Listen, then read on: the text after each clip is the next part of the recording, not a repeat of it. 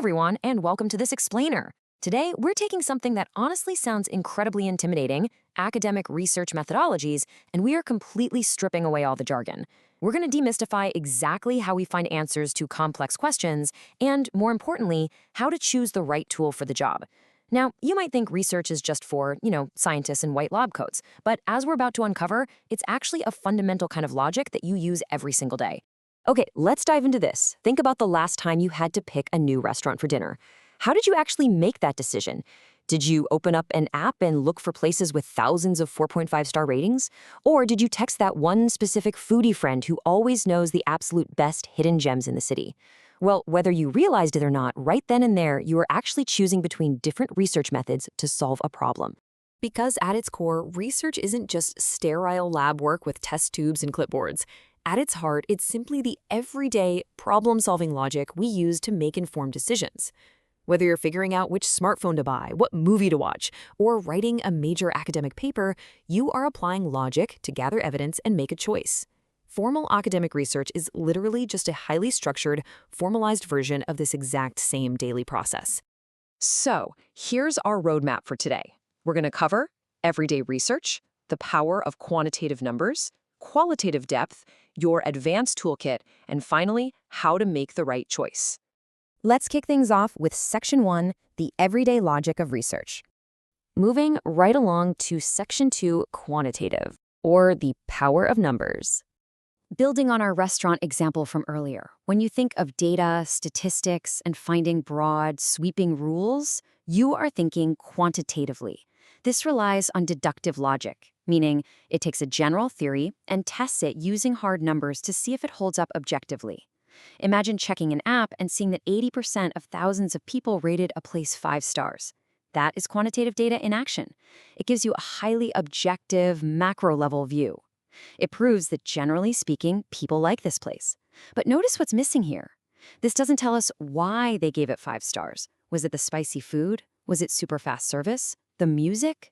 See, quantitative data gives us the breadth and the how many, but it really struggles to capture complex context.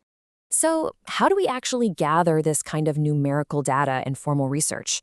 Well, standard tools include surveys, like those 1 to 5 scale questionnaires you constantly see online. Then there are formal experiments, like pharmaceutical drug tests, where scientists tightly control variables to measure exact physical outcomes. And finally, there's secondary data analysis. This involves taking massive, pre-existing statistical databases, like national birth rates or historical stock market trends, and analyzing them. The whole goal is to measure, quantify, and verify a hypothesis with results that have universal applicability. Which brings us to Section 3, qualitative, exploring the why. If quantitative research is strictly about the numbers, qualitative research shifts the entire focus to meaning, depth, and human experience. It uses inductive logic, meaning it starts by looking at specific individual experiences and slowly builds up to a broader understanding. Instead of an average star rating, imagine you ask your foodie friend why they love a restaurant, and they give you this quote: "The atmosphere here reminds me of my grandmother's kitchen. The aroma alone tells a story of generations." Now that is qualitative data. It captures emotion, motivation, and a deep narrative. You could never stuff that feeling into a 1 to 5 scale, right? It gives you incredible rich depth, even though it's technically just the opinion of one single person. To capture those deep narratives in professional research, we rely on a few specific tools. First, in-depth one-on-one interviews, which are designed to truly explore the inner world and hidden thoughts of the subject. Next, focus groups, where researchers observe how a small group naturally interacts, debates, and builds on each other's ideas. And finally, ethnography or observation, where a researcher deeply immerses themselves in a community or culture for a long period of time to understand its unwritten rules. The trade-off here? The information is deeply rich and can reveal totally unexpected clues. But because the sample size is small and somewhat subjective, you can't easily generalize the results to the entire world. All right, let's jump to Section 4, your advanced research toolkit. Sometimes asking how many or asking why just isn't enough on its own. Depending on how complex your problem is, you might actually need to combine tools or use highly specialized methods to get the full picture. The most popular advanced tool right now is mixed methods research, and it's exactly what it sounds like, collecting hard numbers and rich interview data for the exact same topic to get the best of both worlds. For example, Imagine a school sends out a quantitative survey, and the numbers reveal that students are universally unhappy with a particular class. The data proves the problem is real, but not the cause. So researchers follow up with qualitative, in-depth interviews with a few specific students to uncover the actual pain points. The quantitative survey spots the problem, the qualitative interview explains it. And this brilliantly illustrates our next method, action research. Unlike traditional research, where the scientist just sits on the sidelines as a neutral observer, in action research, you are an active participant, trying to solve a real problem while you study it. Notice this continuous loop. You plan, act, observe, and reflect.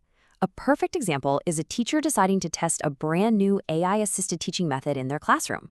They plan the lesson, act by teaching it, observe the students' reactions, reflect on what succeeded, and then immediately tweak the plan for tomorrow's class. It's this continuous, real-time cycle of research and real-world improvement. Next up in our toolkit is the case study. This is an exhaustively detailed deep dive into one specific person, group, event, or institution. Let's relate this back to everyday life again. Imagine a local diner in your town that has somehow managed to survive and thrive for over 100 years, even while every single restaurant around it went out of business. A case study would focus entirely on digging into the unique history, the management style, and the community ties of just that one specific diner to figure out the secret recipe to its unique success.